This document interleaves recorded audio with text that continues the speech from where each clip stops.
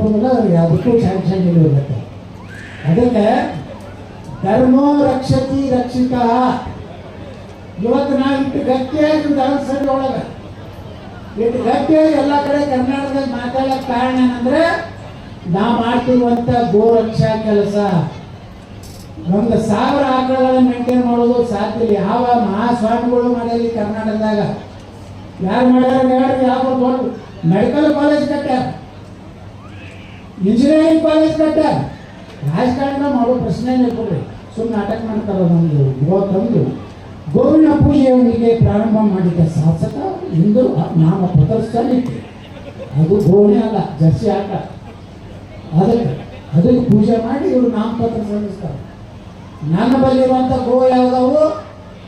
ಇಡೀ ಸನಾತನ ಧರ್ಮ ಒಪ್ಪುವಂಥ ಗೋಗಳ ರಕ್ಷಣೆ ಮಾಡ್ತೀನಂತೇಳಿ ಚಿಕ್ಕಬಳ್ಳಾಪುರ ಬಂದು ಹಾಗೆ ಮಾತಾಡ್ತೀನಿ, ಮದ್ದೂರಿಗೆ ಹೋದ್ರೆ ಹಾಗೆ ಮಾತಾಡ್ತೀನಿ, ಬಸವ ಕಲ್ಯಾಣಕ್ಕೆ ಹೋದ್ರೆ ಹಾಗೆ ಮಾತಾಡ್ತೀನಿ. ಪಾಪ ಪೊಲೀಸರು ಈಗ ಹೋಮ್ ಮಿನಿಸ್ಟರ್ ಫೋನ್ ಬರ್ತೈತೆ ಯತ್ನಾಳ್ ಮ್ಯಾಗ ಒಂದು ಕೇಸ್ ಹಾಕ್ತೀವಿ.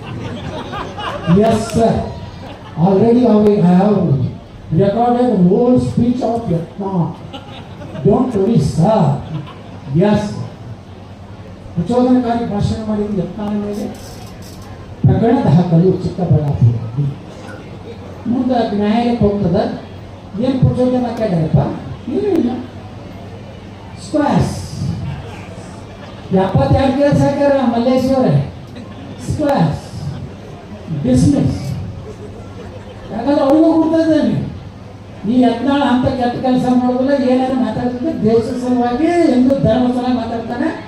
ಯತ್ನಾಳ ವಿನಾತನ ಜೈಲಿಗೆ ಹಾಕ್ಬೇಕಂತೇಳಿ ಪೊಲೀಸ್ ಸ್ಟೇಷನ್ದಾಗ ರೆಡಿ ಮಾಡ್ಕೊಂಡು ಕೂತಿರ್ತಾರೆ. ಹೈಕೋರ್ಟ್ನಿಂದ ಸ್ಟೇ ಬಂದಿರುತ್ತೆ.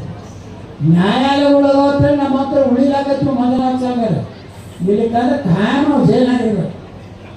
ಎಲ್ಲಿವರೆಗಾದ್ರೆ ನಾವು ಮುಖ್ಯಮಂತ್ರಿ ಅವರು ಜೈಲಾಗಿರ್ಬೇಕಾಗಿ, ಜೈಲಿನಿಂದಲೇ ಪ್ರಮಾಣ ವಚನ ಸ್ವೀಕರಿಸಿದ ಯತ್ನಾಳ ತನ್ನೋದು ಪರಿಸ್ಥಿತಿ ಇರ್ತದೆ.